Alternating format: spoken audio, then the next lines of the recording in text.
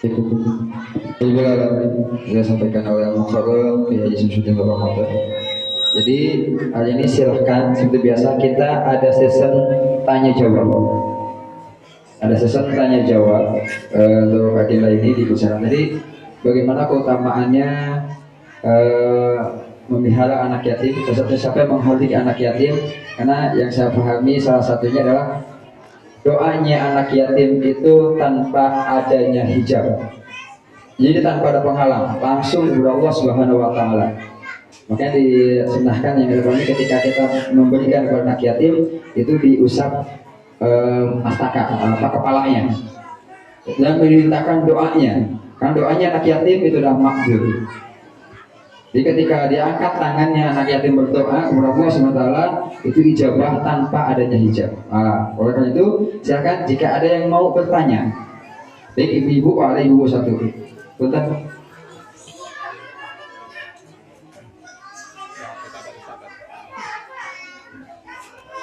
Yang pakai nikob.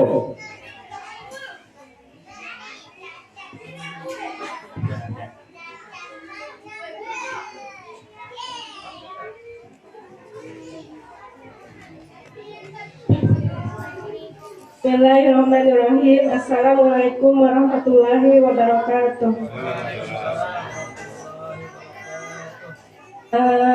Saya mau bertanya Pak Ustadz, ini kan temanya cinta anak yatim dan duafa. Saya mau bertanya, yang saya tahu anak yatim itu kalau sudah balik itu apa benar masih menjadi anak yatim atau tidak gitu? Apakah kalau sudah balik itu anak yatim itu masih harus disantuni atau tidak gitu Pak Ustadz? Itu saja yang saya sampaikan. Assalamualaikum warahmatullahi wabarakatuh.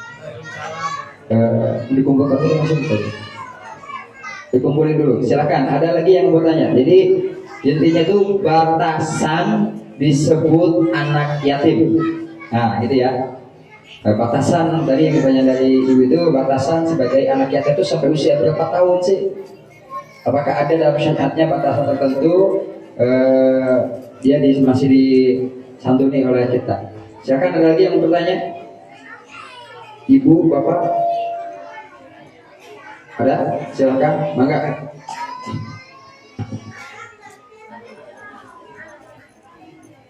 Bismillah. Assalamualaikum warahmatullahi wabarakatuh. Kenalkan saya Topuswan dari Ganggang Ustaz. Salam tanjim. Baik Ustaz, sangat apa ya? Kalau kata bahasa Gandong mah ngarenghap, masya Allah. Ternyata selama ini masih bodoh kami Ustaz. Termasuk tadi disampaikan bahwa kalau misalkan dibanding-bandingkan mah nggak ada apa-apanya gitu. Tadi yang dikatakan sampai rela Nabi Nasya sampai akhir hayat, kemudian lebih mementingkan keridhaan dari Rasul daripada keinginan kita. Hanya saja mungkin sebagai saya yang masih awam lah gitu kan. Ketika menolak itu kan masuk ke dalam kekufuran begitu ya. Dan mungkin tanpa kita sadari itu kan tadi yang dicontohkan ketika suami istri misalkan suaminya itu melakukan hal yang tidak disukai istrinya dan istrinya itu menolak, kan itu menyebabkan istri kita menjadi kufur begitu. Nah, pertanyaan pertama adalah apakah hukum bagi seseorang yang menyebabkan baik itu saudaranya atau keluarganya menjadi kufur tanpa dia sadari karena kebodohannya itu begitu kan. Nah, itu yang pertama. Kemudian tentunya terus kalau misalkan sudah terjadi seperti itu seperti apa taubatnya? Terima kasih.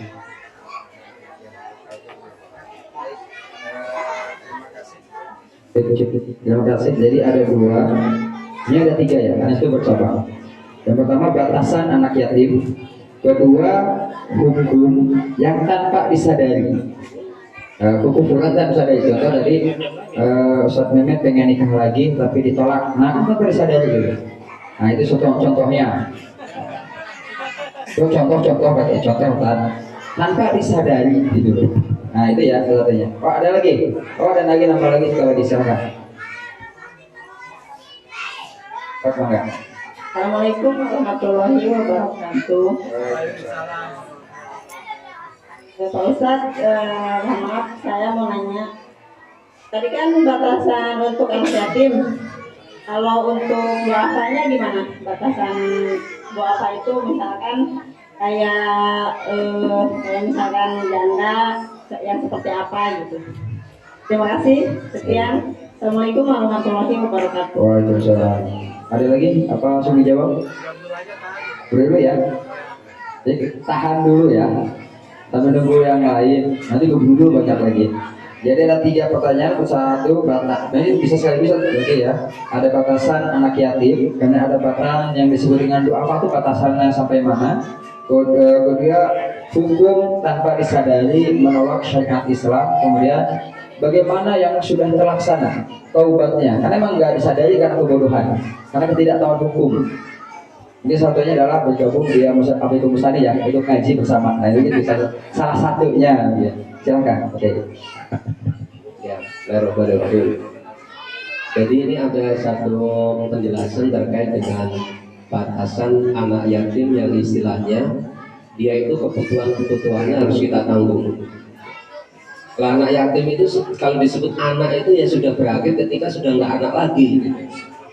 Tapi kalau status yatimnya itu ya tetap aja sampai kalau di anak dalam keadaan lahir, ibunya, kalau ibu dan bapaknya meninggal disebut yatim piatu. Kalau ayahnya meninggal, dia lahir dalam keadaan ayahnya itu sudah tidak ada, maka dia disebutnya dengan piatu. Itu ada satu kitab judulnya kitab Syair Kabir. Jadi Nabi itu beliau dulu juga merawat anak-anak yatim. Nah, yatim piatu, anak yatim itu dipelihara. Ini yang laki-laki ya, saya bicara yang laki-laki dulu. Anak yatim atau anak yatim piatu yang dia itu adalah laki-laki, jenis kelaminnya laki-laki. Kalau begitu sudah mencapai akhir balik, Nabi SAW itu memberikan pilihan kepada anak yatim yang laki-laki. Mereka setelahnya ikut berperang di jalan Allah, membantu pasukan kaum muslimin sebisanya, tak harus terjun langsung, dan dia nanti akan mendapatkan bagian dari harta rampasan perang. Atau kalau tidak, dia disuruh bekerja tentu semampunya dia. Jadi dari apa yang dilakukan oleh Nabi SAW, anak itu kalau sudah mencapai batas usia akil balik, berarti dia disebut mukallaf. Mukallaf itu orang yang sudah terkena beban untuk menjalankan syariat atau taklid hukum. Di antara taklid hukum yang diberikan Allah kepada anak laki-laki itu adalah memberikan nafkah bagi dirinya sendiri. Kemudian juga bagi orang yang ada di bawah tanggung jawab dia kalau dia mampu. Sehingga batasnya sebenarnya kalau anak itu sudah mencapai usia akil balik, maka dia sesungguhnya berkewajiban untuk menafkahi dirinya sendiri. Itu yang pertama. Jadi jangan istilahnya kita membiasakan juga untuk kita tackle terus, jangan. Tetapi kalau dia sudah berusaha kok tetap tidak memiliki kemampuan, maka dia tetap harus kita kasih dukungan, wajib hukumnya bagi kita. Sama seperti kita memberikan nafkah. Kalau ada orang yang tidak mampu mencukupi nafkahnya, terutama kebutuhan-kebutuhan pokoknya, maka kita wajib untuk memberikan bantuan. Siapa yang paling dulu? Yang pertama adalah walinya, keluarganya. Makanya bapak-bapak, ibu-ibu ya, yang dirahmati Allah, kalau ada anak yatim, itu yang paling bertanggung jawab pertama kali sebetulnya dalam konteks nafkah itu adalah wali dari keluarga anak yatim itu. Ini secara fikih. Kalau wali keluarganya ternyata juga tidak mampu, kemudian kerabatnya dekatnya. Kalau sudah nggak ada lagi, kemudian tetangga dekatnya. Kalau tetangganya sudah nggak mampu lagi, dia kebanyakan seluruh kaum muslimin. Seluruh kaum muslimin diwujudkan dalam bentuk apa? Diberi bantuan oleh negara. Nah kalau yang di negeri kita itu kan tabiatnya nggak seperti di zaman Nabi ya. Anak-anak usia akil balik itu nggak biasa langsung apa namanya usaha itu nggak bisa. Atau kalau disuruh berusaha ya pasti belum bisa. Maka dalam keadaan itu boleh bagi kita untuk tetap memberikan dukungan kepada mereka. Tapi tetap harus dipahamkan hukum ini supaya nanti dia istilahnya tidak ini apa istilahnya juga istilahnya menggantungkan gitu ya, menggantungkan bantuan dari orang. Makanya Al-Mukarram Ustadz Mehmet yang paling bagus kalau anak yatim sudah mencapai balik juga untuk menjaga kehormatan dia dan juga agar dia juga bisa melaksanakan taklif di antaranya adalah menafkahi dirinya sendiri. Itu kita istilahnya dalam tanda kutip kita kasih pekerjaan, bukan mempekerjakan ya. Nanti kesannya buruk ya, kesannya buruk. Tapi memang harus begitu. Jadi suruh apalah gitu, gantung ngajar apa, dikasih ujroh gitu. Kalau ternyata ujrohnya juga nggak mampu mencukupi kebutuhan dia, baru kemudian kita beri bantuan. Tapi selalu seperti itu ajarinya. Jadi itu apa namanya batasan kapan orang anak yatim itu istilahnya dia itu dalam tanda kutip wajib menafkahi dirinya sendiri. Yakni pada saat dia sudah mencapai usia akil balik. Karena kalau orang itu sudah akil balik, termasuk yang perempuan itu dia wajib menjalankan taklif syariat. Kalau paham ya. Nah untuk anak perempuan di dalam Islam, ya kalau di Al-Quran disebutkan bahwa yang punya kewajiban menafkahi keluarga itu siapa? Suami, bukan istri. Jadi istri itu ibu-ibu sebenarnya paling enak kalau sudah dalam hukum Islam. Misalnya kalau kita misalnya ya mau ngotot-ngototan, nggak mau ngapa-ngapain, pokoknya ngerjain aja kewajiban di rumah, nggak ikut kerja, nggak ikut apa gitu. Yang penting minta aja sama suami itu boleh, karena itu haknya. Tinggal jogrok wae nggak apa-apa. Yang penting setiap bulan setor gitu, gitu boleh. Tapi ya kalau belanja make upnya jangan terlalu besar gitu. Jadi itu boleh, karena memang haknya. Yang diberi kewajiban menafkahi keluarga itu adalah suami. Ba'alal mauludi rizquhunna wa kiswatuhunna bil ma'ruf. Di Al-Quran disebutkan wajib atas seorang suami memberikan nafkah dan juga pakaian kepada siapa? Pada istri dan juga anak-anak. Makanya kalau di keluarga bapak ibu ya, kalau kita punya anak laki-laki, sebetulnya begitu dia sudah akil balik, dia berkewajiban menafkahi dirinya sendiri sebetulnya. Tapi orang tua di Indonesia itu kan baik-baik semua ya. Tapi hukum ini harus dipahamkan dulu ke anak-anak laki-laki. Jangan sampai gini nanti kalau misalnya ini mohon maaf, kan ada kejadian nih, ini bapaknya sudah nggak sanggup lagi misalnya nyekolahin, memberikan nafkah apa gitu. Terus anaknya ngerasa gini, anak laki-lakinya ini bapak kok nggak sayang sama saya.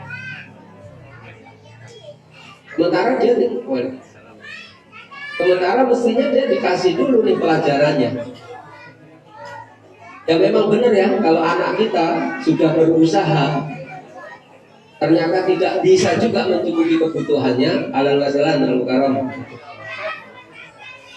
Ternyata nggak sanggup juga ya menafkahi kebutuhannya, maka kita sebagai walinya, terutama sebagai orang tua, itu wajib memberikan bantuan, menyokong nafkah.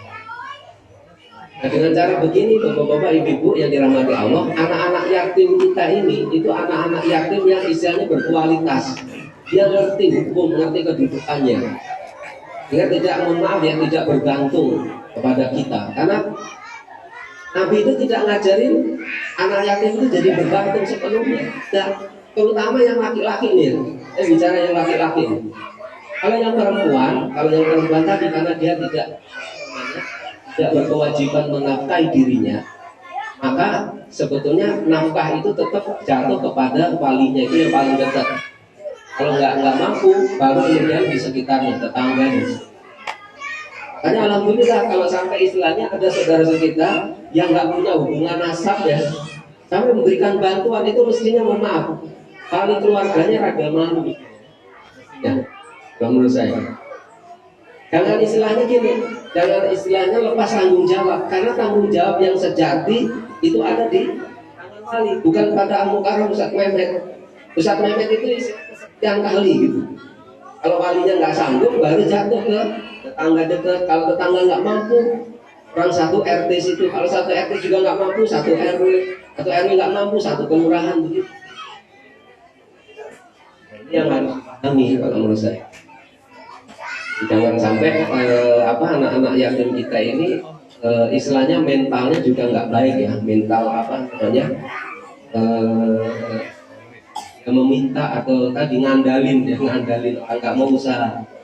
Tapi dulu kalau ada anak yatim yang di bawah asuhan beliau itu sudah mencapai akil balik, ditawarinnya ini dua itu, Anda mau bekerja atau membantu jihad? Membantu jihad berarti kan bekerja juga akhirnya. Dia dapat gonimah, dengan gonimah itu dia bisa mencukupi kebutuhannya sendiri. Kalau dia nggak mau jihad, karena mungkin ya masih kecil gimana sih ya? Lalu nanti juga dites-tes itu. Dan dia harus bekerja kata Nabi. Bekerja ya semampunya. Toh nanti kalau dia misalnya sudah bekerja nggak sanggup menafkahi dirinya, tetap aja juga ditanggung nafkahnya. Kayak kira-kira yang kedua, betul ya, yang paling penting itu jangan sampai menolak hukum-hukum yang sudah qot'i. Jangan. Kalau yang masih doni, istilahnya itu nggak sampai kafir. Yang tadi saya sampaikan, beda orang yang misalnya menolak hukum bolehnya poligami dengan orang yang misalnya tidak mau ya gitu. Itu beda. Kalau yang bahaya itu menolaknya, yang menolak itu. Terus gimana Ustaz kalau dia itu menolak hukum-hukum yang sudah qot'i? Jadi harus bertobat, segera bertobat mohon pada Allah. Kalau dia nggak tahu gimana Ustaz? Hanya nggak tahu harus dikasih tahu. Kalau yang ngasih tahu juga nggak ada gimana Ustaz? Aduh, keterlaluan banget. Pergi ke ini majelis fikul mustanir, kayak jernih pemikirannya. Fikul mustanir itu artinya pemikiran yang jernih. Jadi caranya bertobat, harus dengan tobat. Walaupun hukum orang yang nggak tahu itu istilahnya ya dimaafkan, namanya orang nggak tahu. Maafkan. Dosanya hanya dia tidak mau menuntut ilmu. Kalau orang melakukan pelanggaran perintah Allah karena tidak tahu, tidak boleh dihukum. Tidak boleh dihukum. Tetapi kalau kita berbicara dia nggak dosa Ustaz? Ya dosa. Dosanya di mana? Bukan karena tadi melakukan sesuatu yang melanggar yang karena dia nggak tahu, tapi dosanya dia tidak mau mencari. Jadi seorang muslim itu harus belajar dulu hukumnya sebelum melakukan sesuatu. Kalau dia belum tahu hukumnya, berhenti dulu, tawakuf dulu, menahan diri dulu. Jangan istilahnya buka buku itu langsung dikerjain, jangan. Terus gimana tobatnya? Tobatnya ya kembali seperti orang yang masuk kepada akal. Makanya kita ini jangan lupa untuk selalu membaca zikir yang utama di dalam Islam ya. Afdhalul dzikri fa'lam annahu kita khawatirnya tadi Al-Mukarram ada perkara-perkara yang kita nggak tahu yang menyebabkan kita keluar dari agama Islam. Atau kita melakukan sesuatu yang sebetulnya itu sudah menggerus akidah kita, tauhid kita, karena kita nggak ngerti. Dan sekarang kan banyak orang-orang awam begitu ya, perkara-perkara yang dianggap sepele, tetapi itu hakikatnya punya menghancurkan akidahnya, hancurkan keimanannya. Dulu di zaman Nabi SAW, Nabi itu pernah bercerita, ada orang yang masuk neraka karena lalat. Ada yang orang masuk surga karena lalat. Nah, ini ceritanya. Ini ceritanya begini. Ada satu kampung. Ini kampung banyak melakukan kemusyrikan. Setiap orang luar kampung yang melintasi kampung itu supaya diizinkan masuk ke kampung itu, atau kalau dia masuk di situ diizinkan keluar, syaratnya adalah dia harus berkorban untuk berhala yang ada di kampung. Jadi Tuhan kampung. Sebenarnya ada satu musafir masuk ke kampung itu, begitu mau keluar nggak bisa, dia harus berkorban dulu. Namanya musafir kadang-kadang kan bekalnya nggak terlalu banyak, dan mereka bilang kita nggak ada hewan untuk disembelih, untuk dikorbankan, pakai lalat-lalat juga nggak apa-apa, kata orang pemilik kampung, orang-orang musyrik itu. Akhirnya dia bunuh tuh lalat, dia niatkan untuk dipersembahkan kepada berhala yang ada di kampung itu. Itu pula dia meninggal dunia dalam keadaan musyrik. Yang kedua, masuk kampung. Begitu mau keluar kampung, dia disyaratkan tadi seperti orang yang pertama, tapi dia nggak mau. Terus orang kampung bilang mungkin barangkali dia nggak punya hewan tuh. Dan orang kampung bilang nggak apa-apa Pak, pakai lalat-lalat juga nggak apa-apa deh.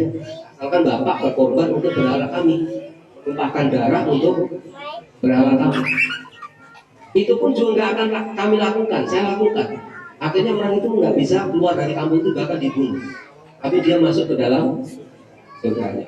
Jadi jangan sepelekan masalah keyakinan. Apa sih bedanya membunuh lalat orang yang pertama dengan orang yang kedua? Dohirnya sama semua. Yang membedakan adalah niatnya, kostumnya, tauhidnya, keimanannya. Makanya para ulama membedakan hukum. Kalau tadi orang yang misalnya mengumpuli istrinya dalam keadaan haid dan dia ngerti itu haram, tapi dia kerjakan, maka dia hanya berdosa kalau tidak dibarengi dengan keyakinan. Wah, saya juga rasa dosa ini gitu. Masih begitu. Tapi kalau dia ada niat atau ada satu keyakinan bahwa itu enggak apa, maka dia telah keluar dari. Sama seperti orang meninggalkan sholat 5 waktu.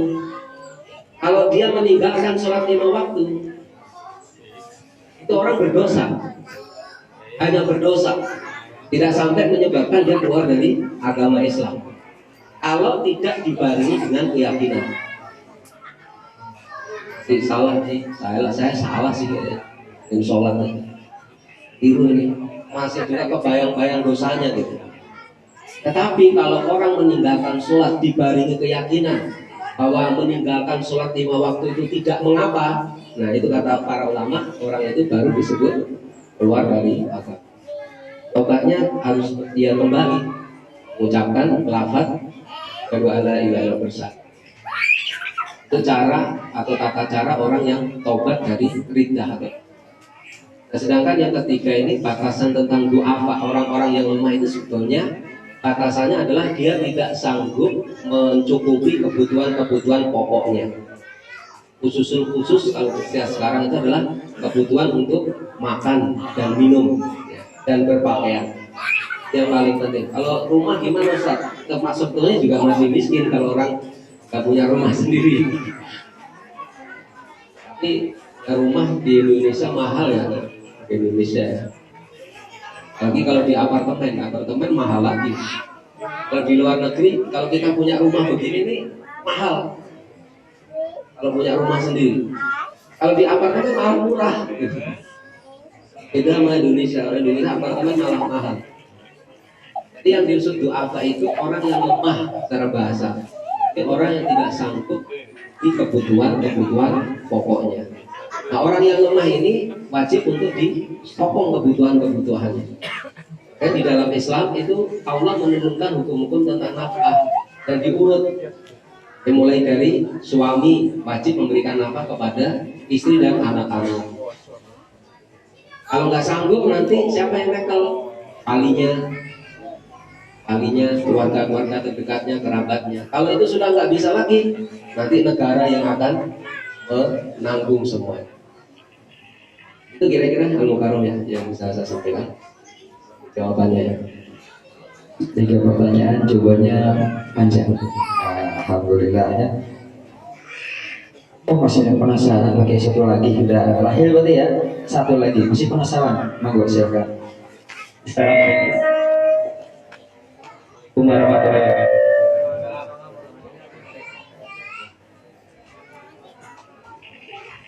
Pak Tante mau nanya, apabila anak yatim itu punya bapak sambung, apakah masih mendapatkan santunan atau tidak, Pak? Demikian, demikian tanya saya. Wassalamualaikum warahmatullahi wabarakatuh. Jadi ini ibunya nikah lagi gitu ya, bapak apa namanya.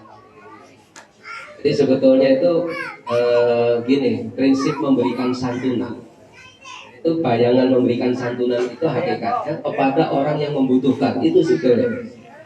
Kalau yatim piatu dia kaya, kita santuni nggak, Bu? Duitnya miliaran, triliunan misalnya, ya dia malah nggak boleh, malah dia harus wajib menyantuni gitu.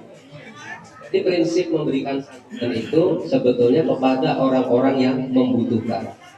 Kenapa anak yatim piatu itu apa istilahnya diberi santunan kalau di negeri? Karena kebiasaannya atau secara tobi'i, banyakkan kalau anak yatim di negeri itu biasanya ibunya sudah tidak sanggup memberikan nafkah, atau juga keluarga-keluarga besarnya sudah tidak bisa memberikan nafkahnya. Hingga akhirnya apa? Akhirnya ya muncul kayak yang di Bikru Mustanir, ada kegiatan memberikan santunan anak. Tapi prinsipnya adalah memberikan santunan itu kepada orang yang benar-benar membutuhkan santunan. Tidak peduli dia yatim piatu atau tidak. Walaupun dia misalnya sudah gede, sudah bapak-bapak, tapi dia tidak sanggup bekerja, dia membutuhkan apa namanya sokongan untuk mencukupi kebutuhan-kebutuhannya, maka pada saat itu kita wajib memberikan uang pada mereka. Kalau walinya sudah tidak sanggup lagi memberikan santunan. Tadi termasuk kalau misalnya ada anak yatim, kemudian ibunya menikah lagi, kan sebetulnya ya ke apa namanya hubungan dia itu ya ke bapaknya, walaupun dia tidak hubungan nasab ya, tapi itu nafkahnya itu ya tetap jatuh kepada apa namanya, nafkah itu jatuhnya kepada ya orang yang wajib untuk memberikan nafkah. Apakah dia wajib disantuni oleh misalnya oleh lembaga dan macam-macam? Kalau misalnya di keluarga itu ibunya atau bapaknya yang nyambung tadi ya, bapak tiri yang kita bilang ya, bapak tirinya itu sanggup memberikan nafkah, ya berarti tidak ada kewajiban bagi kita untuk memberikan santunan. Kalau kita berikan misalnya sedekah gimana? Ya boleh, kalau namanya sedekah itu kepada siapa aja, nggak peduli. Kalau kita berikan sedekah, meskipun kalau ukur sedekah itu bagusnya diberikan kepada yang membutuhkan. Jadi itu prinsip memberikan santunan seperti itu, bapak-bapak ibu-ibu. Jangan terpaku pada statusnya yatim piatu atau apa, jangan. Atau dia misalnya orang-orang hidup sendirian misalnya. Kalau dia sendirian kaya, ya kita tidak apa namanya berkewajiban memberikan bantuan kepada mereka. Kalau kita berinfak, sedekah, memberikan hibah, memberikan hadiah, ya boleh ke siapa aja. Saya memberi hadiah pada Al-Mukarram boleh, nggak salah. Walaupun beliau misalnya duitnya triliunan, amin, kita aminkan. Kayaknya kelihatan wajahnya kelihatan, sanggup punya duit banyak ini bapak-bapak ini. Amin. Kayak Ustadz Mehmet juga nih kayaknya. Kelihatan wajahnya duitnya banyak misalnya. Kira-kira seperti itu Al-Mukarram ya. Jadi kalau dia ternyata masih membutuhkan apa santunan atau dukungan untuk mencukupi nafkah, ya dikasih. Kalau sudah sanggup ditekel oleh ibunya itu ya lewat tadi ya. Jadi sebetulnya gini, nafkah itu harus diberikan kepada orang-orang yang berada di bawah tanggung jawabnya. Kalau misalnya di rumah kita melihara burung, melihara hewan itu harus dikasih nafkah. Kalau bapak-bapak ibu punya pembantunya harus dikasih nafkah. Nafkahnya itu ada di tangan kita, kewajibannya. Nah, termasuk tadi kalau anak yatim yang istilahnya sudah ayah sambung, maka ayah sambung itu memberikan nafkah hakikatnya kepada orang-orang yang berada di bawah tanggung jawabnya. Karena tanggung jawab tadi ibu itu harus nafkahi anaknya, dan sudah nggak ada lagi bapaknya. Nanti lewat ibunya, kemudian ibunya bertanggung jawab kepada anak. Suaminya juga harus paham, istrinya itu juga punya tanggungan gitu. Dan semua orang yang berada di bawah tanggungannya itu harus diberi nafkah. Oleh siapa? Oleh bapak sambungnya tadi. Meskipun ada hukum-hukum yang nanti terpisah ya, kayak hukum misalnya kalau nikahin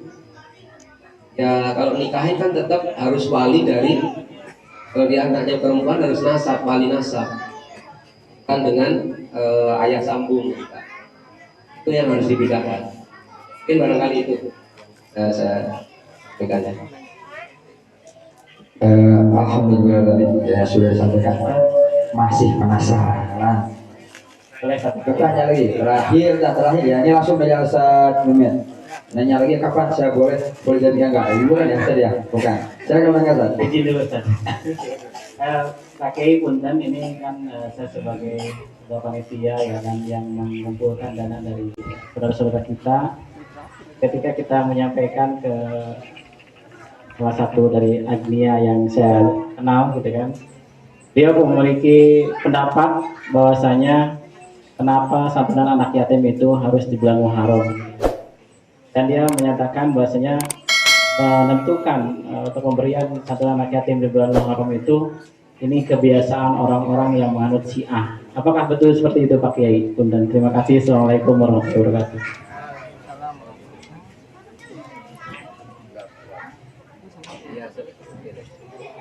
Bismillahirrahmanirrahim. Jadi kalau istilah itibak pada Nabi ya, itibak pada Nabi Sallallahu Alaihi Wasallam, ini sebelum saya jawab yang itu. Di antara syarat itibak pada Nabi itu ada yang namanya min ajli bi'li. Jadi mengikuti, betul-betul kita itu mengikuti karena mengikuti Nabi. Jadi kalau Nabi sudah menentukan waktu dan tempat, satu ibadah harus di tempat itu atau di waktu itu, kita tidak boleh menyelisih itu. Contoh misalnya gini, kalau haji, wukuf itu sudah ditetapkan tempatnya oleh Nabi. Tidak boleh di Mina, tidak boleh di Madinah, tidak boleh di Cilengsi juga nggak boleh. Tapi namanya wukuf sudah ditetapkan Nabi di Padang Arafah. Berarti kalau kita tidak wukuf di Padang Arafah itu menyelisih Nabi.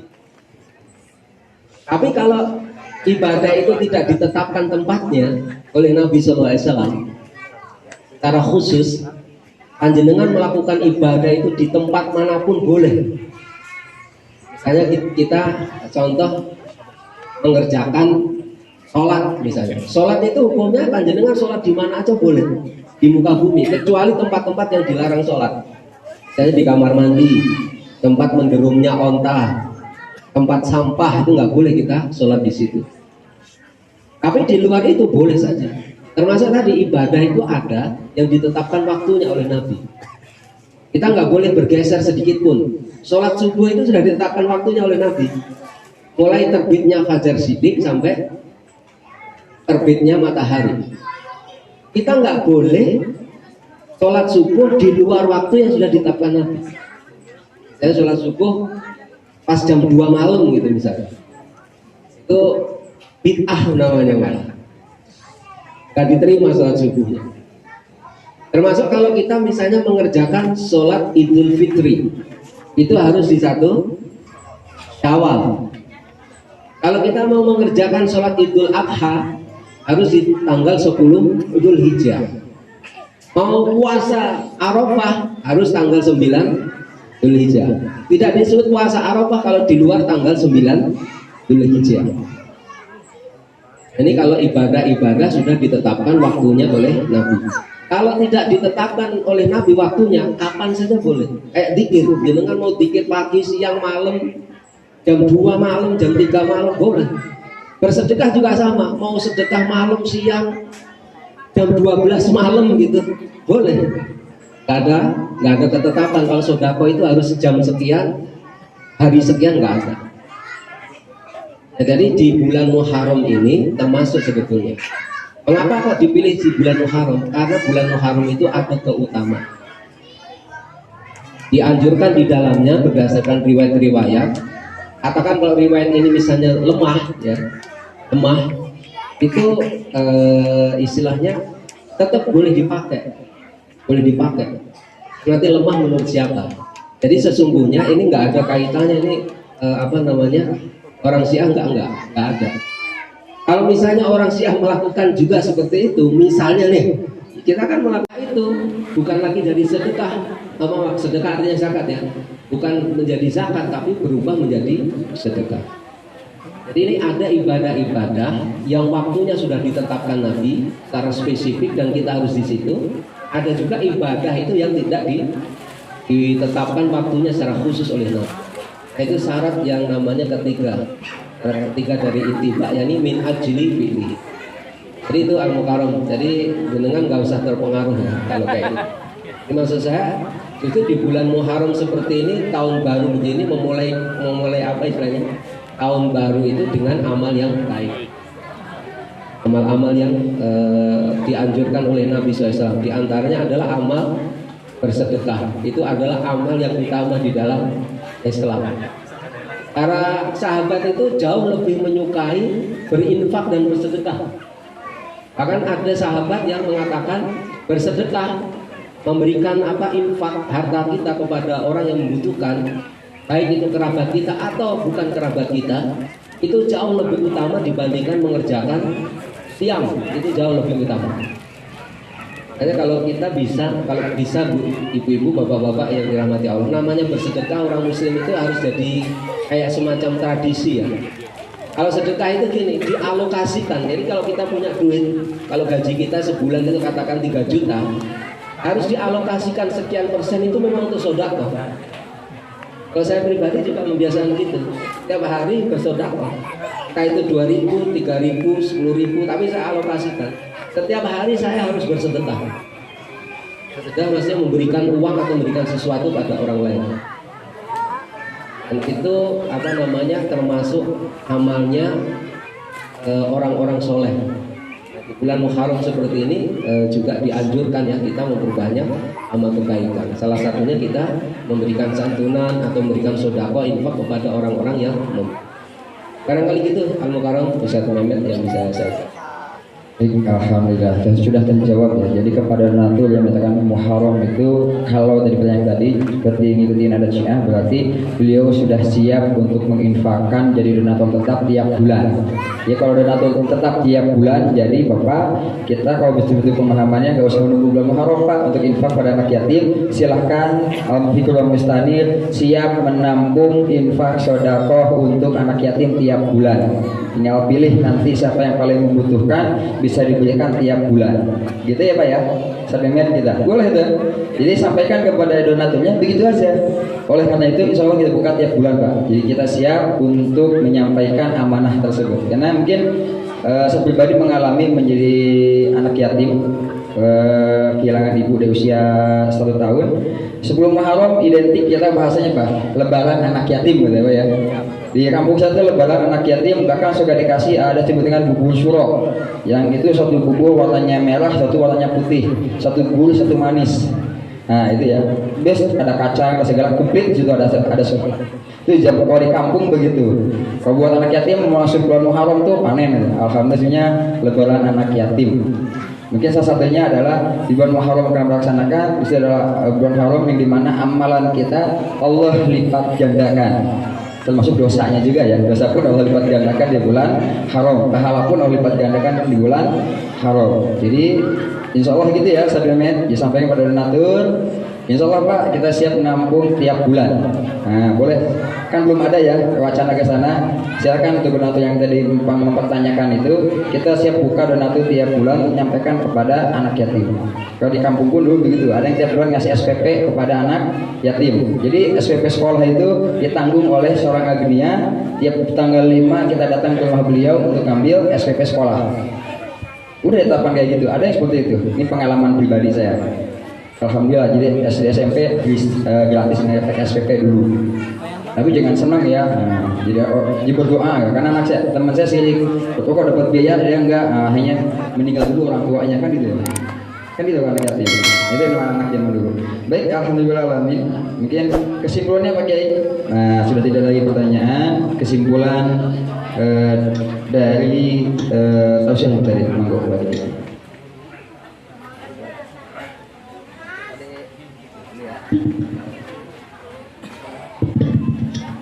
Bismillahirrahmanirrahim.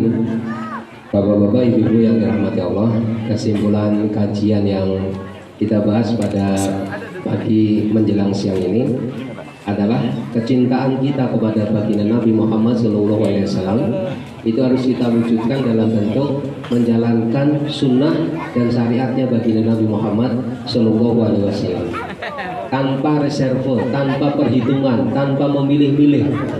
Semua yang diperintahkan baginda Nabi kepada kita itu wajib untuk kita laksanakan, kita terapkan, baik itu membawa maslahat bagi kita atau justru membawa madarat bagi kita semua.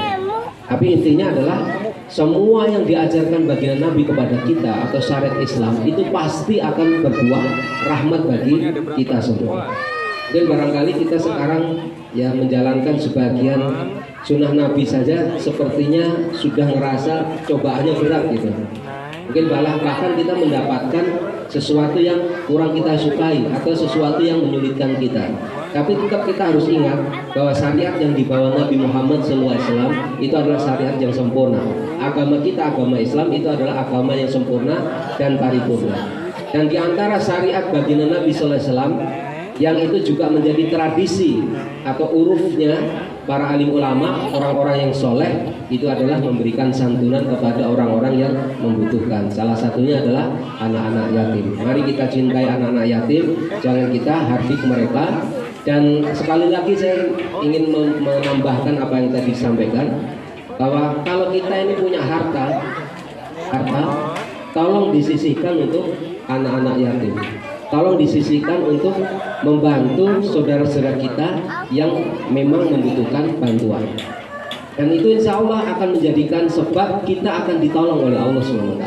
Di dalam hadis Nabi kita Nabi Muhammad SAW pernah bersabda, sesungguhnya Allah itu akan selalu menolong seorang hamba selama hamba itu selalu menolong saudara-saudaranya.